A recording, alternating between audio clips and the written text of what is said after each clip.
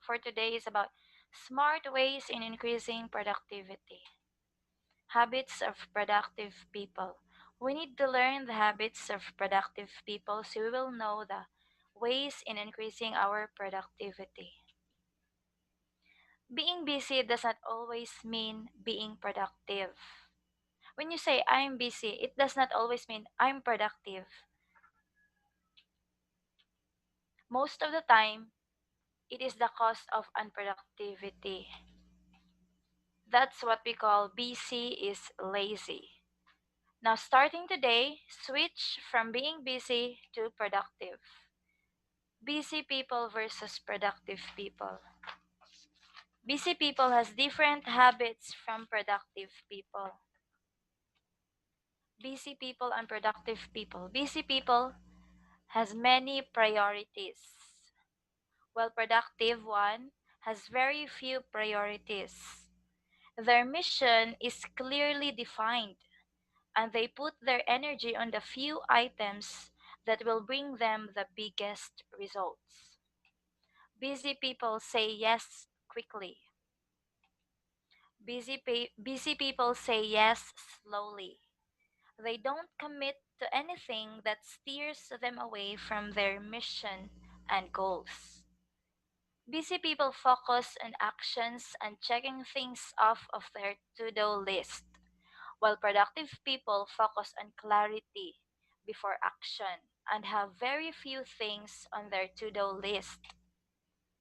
Busy people always multitask, while productive people don't multitask.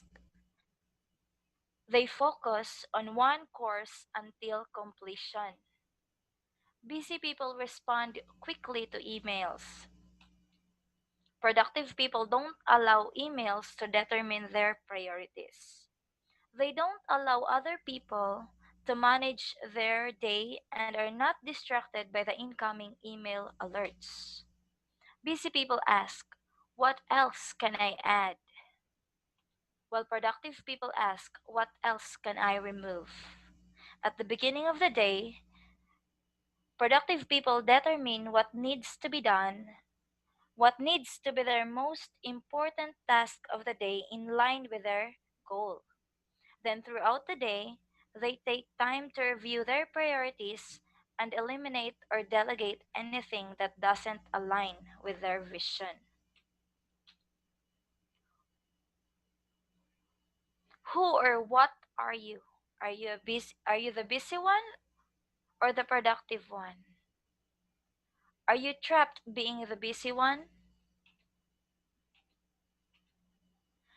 Here are 10 smart habits to be productive. Let us escape from being the busy one and turn ourselves into the productive one. First, create a system. Second, tackle your challenging tasks before lunch. Prioritize your tasks and stop multitasking. Do more things you enjoy. Take more breaks. Follow the 80-20 rule. Use your early morning to focus on yourself. Avoid complaining. Use productivity apps. Use keyboard shortcuts. These are the smart habits that we should learn and apply in ourselves to be more productive. First, let us discuss create a system. Over the years, we have developed a few productivity killer habits. It may be hard, it may be hard at first, but we can change it by creating a system. You might be checking your email or social media accounts compulsively from time to time. Instead of working, you open a new tab, check your Facebook if there are messages, check your emails. Change this habit. Instead, plan a morning, afternoon, and evening time slot for this matter and stick to it. Stick to your time slots. No matter how tempted you are to check your Facebook,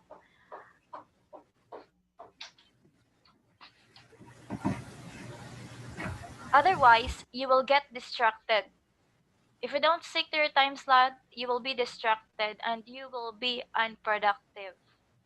Second, tackle your challenging tasks before lunch. Why? In the morning, as you sip a cup of coffee, you find your mind to be relaxed. When you drink your coffee, you are so relaxed every morning. This is the time to knock out those challenging tasks while your brain is fresh. By doing this, you'll be able to create a more productive way to manage your time. Third, prioritize your tasks. As I've said earlier, productive people don't multitask. So you have to prioritize your tasks in order to stop multitasking. Multitasking is killing your brain. You might not notice it, but it is killing your brain. Stop trying to do 10 things at once. Did you know that changing tasks more than 10 times a day can drop your IQ an average of 10 points? Which happened to me. Focus on one task at a time. This way, you will get things done more effectively and efficiently. Avoid confusing your brain. You are confusing your brain by feeding a lot of tasks, and at the end, you can't even finish one of it because your brain is too crowded. So don't multitask. Instead, prioritize tasks. Prioritize. Learn and discover what are your priorities, what needs to be done first. Just like that, use the Eisenhower matrix. Important and not important. Separate important things from not important. Then divide it into urgency. What's urgent and what's not urgent. If it's important and it's urgent, do it now. If it's important but not urgent, decide. Schedule a time to do it. If it's not important, delegate. Who can do it for you? Then, if it's not urgent and it is not important, then you don't need to do it. Eliminate it. Do more things you enjoy. Non-stop work is a tool to burn out quickly. This is the reason why hobbies are important. Give your brain a rest by finding a hobby or thing that you enjoy most. It can be playing a guitar, doing arts and crafts, etc. Whatever you enjoy. If you give your brain a break by doing something you love, you will be more productive when you work, right? If you are burnt out by work, non-stop working, you will never be productive. You will never get to enjoy your work because you don't have a hobby. It's like an icebreaker. You have to have something you love and work and do it. Enjoy it. Give yourself some time to enjoy. So when it comes to work, you will be more productive. You are not burnt out, so you will be more productive. Next, take more breaks. It doesn't mean from time to time, oh, I will get up because they said take more breaks. No.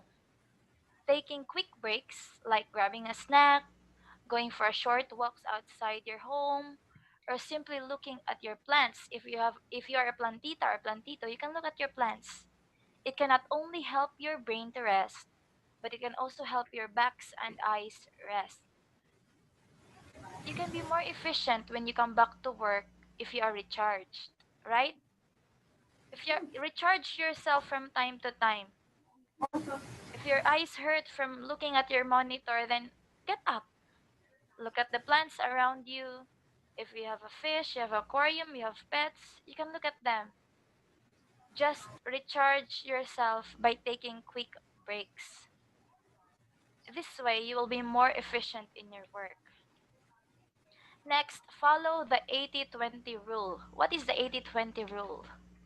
The 80-20 rule, or the Pareto principle, says that 20% of your effort produce 80% of your results.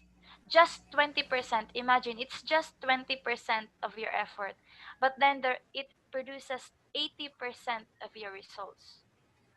How do you do that? Focus on the things that matter. Break down your projects and locate the 20% that has the largest effect on the overall productivity. That is the Pareto principle. But it has also a flip side. The Pareto principle also has a flip side. There might be something taking up your 80% energy or resources, but only produces 20% of the results. Get rid of it. Instead of 80-20, you make it 20-80. 20, 80% energy, effort, then only 20% result. Get rid of those things that takes up 80% of your energy and resources but only produces 20% results. This thing can cause a serious drop in productivity and is your ticket towards burnout. Actually, it's a one-way ticket to burnout. You'll never get to recover if you don't use the 80-20. If you're going to flip it into 20-80, you'll never get to recover and you will burn out. For example, we spend so much time searching and registering for sites to leave backlinks. We do it every day. We search, we register, we search, we register. And we only spend a few minutes to submit the backlink. Why don't we use the library resource that we have? We have a library resource. You put your links there, then you can use it in the future. By doing this, we can save time for future projects.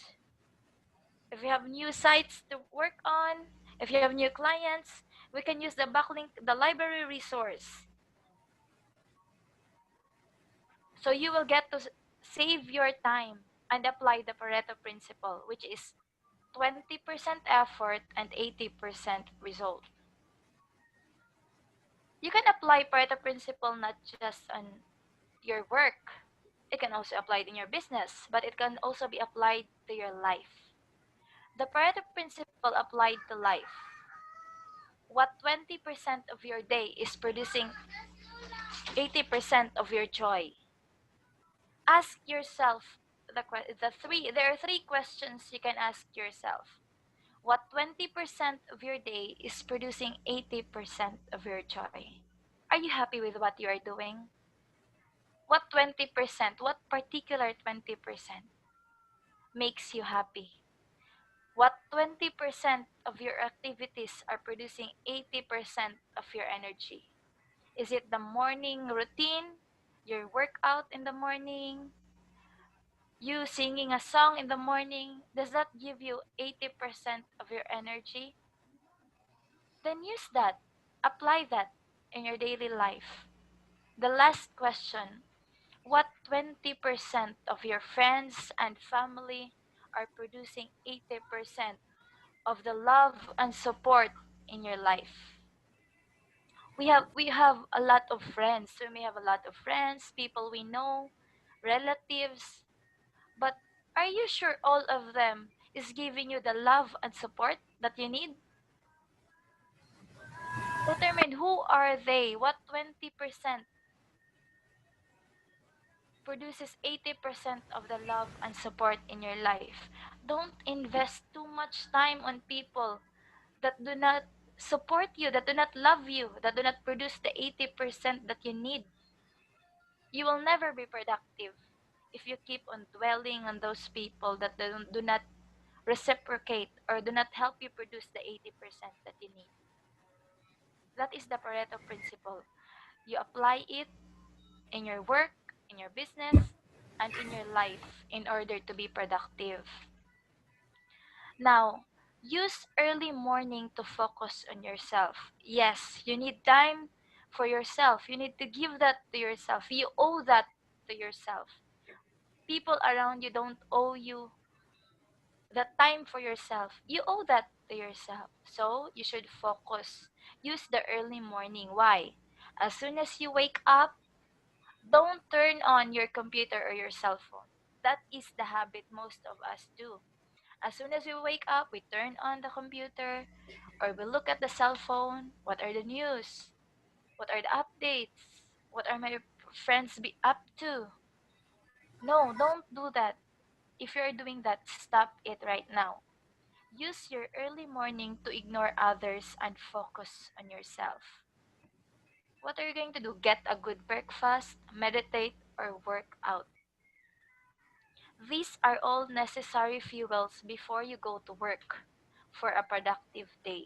If you focus on yourself early in the morning, if you gave your body the best breakfast that you can have, if you meditated or worked out, you are giving your body the fuel to be productive for the rest of the day.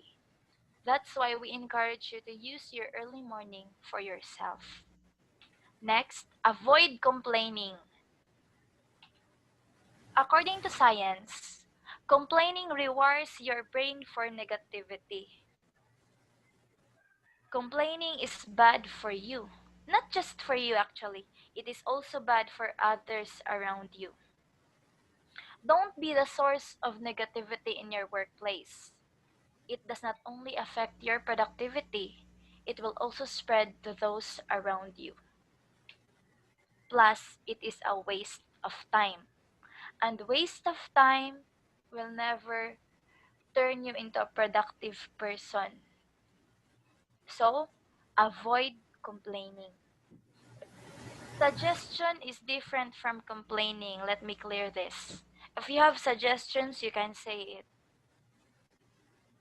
But complaining is different. Complaining is saying something, I don't want this. But you have no suggestion on how to turn that one into more productive, into more effective one. So instead of complaining, you give suggestions. Instead of complaining, you must find ways to comply. Do not complain, comply. Next, use productivity apps. Of course, from the term productivity, so it will help you to be productive. Now, what is the app that will help you to be more productive? Work Snaps. You might think Work Snaps is just a time tracker. It is just a way to monitor what we are doing. It's like a spy. It could be. It could be a time tracker, monitoring, but not in a negative way. Why do we use Work Snaps? It is to check where you spent most of your time so we can help you overcome it. If you look at your Work Snaps and, oh, you've spent 3 hours writing a blog. You've spent 2 hours just creating a mini blog. We can help you. We can help you how to do it, how to finish it in a minimal time required so you will be more productive and be able to overcome it. Work Snaps is not just a time tracker. Above all, it is a productivity tool. You might not be just you might not be using it in a creative way. That's why you're thinking it's just a time tracker tool. But WorkSnaps is a productivity tool. It can help you organize your time by creating tasks with time slots. You can add tasks, there's a time there, how many minutes you have to finish it. It will help you to be productive. It allows you to record how much time you have spent on certain tasks, which is vital in checking your productivity. Can also help you see what you have been spending your time the most and reassess your day to day. At the end of the day, check your work snaps, check your screenshots. What is there in your screenshots? What have you spent your time doing? What have you been doing all day? Have you been reading the news all day? Have you been watching all day instead of doing the important task? If you reassess your day to day, it will help you to be more productive with help of the productivity app that we are already using, but not using wisely. We are using it just to track our time. We are not using it wisely to be more productive. So starting today, now that we know, now that our eyes, our mind are open, what WorkSnaps can do and why is it there, we must use it the smart way. Now, the last part is use the keyboard shortcuts. We know Control C, Control V, but there are more keyboard shortcuts that can help us. Clicking a key or shifting your cursor takes just a few seconds, but it will eventually add up to greater productivity if you can shave off those few seconds. Few seconds add up, then it will become minutes, then hour. So if you can shave off those few seconds, shifting cursor, clicking keys, then it will help you to be more productive. Becoming more productive is the best reason why you should use keyboard shortcuts. There are a lot of keyboard shortcuts you can use, depending on the program you are in. Learn the important keyboard shortcuts you can use in navigating your Windows PC, Microsoft programs, Word, Excel, PowerPoint, Chrome browser, and Gmail. Navigating your Windows PC. Shift delete when you are going to delete file and skip the I can see. Skip. Then make a new folder, Control Shift N. I'm going to send you a copy of this so you can you can see it and review. Then move a window to another monitor by Windows key, Shift, left arrow, or right arrow. Then minimize all open windows, Windows key, then D. Get help, Windows key, F1. Close whatever window you are working in, Alt F4. Open Task Manager, Control Shift Escape. Maximize a window, Windows key, up arrow. Then navigating your Microsoft programs. Any Microsoft programs that you have, you can navigate it. Save, Control S. If you want to open a file, Control O. If you want to copy, Control C. If you want to paste, Control V. And select all, Control A. Navigating Word. We're using Word for the articles, the content, so you should know the shortcuts. Spell check, F7.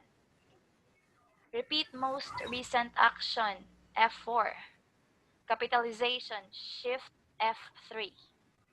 Delete previous word, Control backspace. Apply normal paragraph style, Control Shift N. So instead of using your mouse, you can just click on those buttons. Insert the date, especially for press release, you can insert the date, Alt Shift D. For navigating Excel, create a new workbook, Control N. Select entire row. Instead of right click, then choosing select row, just click Shift Space. Select entire column, Control Space. To format whatever you are working on your Excel, Control 1. Insert new worksheet, Shift F11. For navigating PowerPoint, which I am using right now, Control M to make a new slide. To copy formatting, Control Shift C. Instead of Control C, if you are using a PowerPoint, Control Shift C to copy a format. To paste formatting, Control Shift V.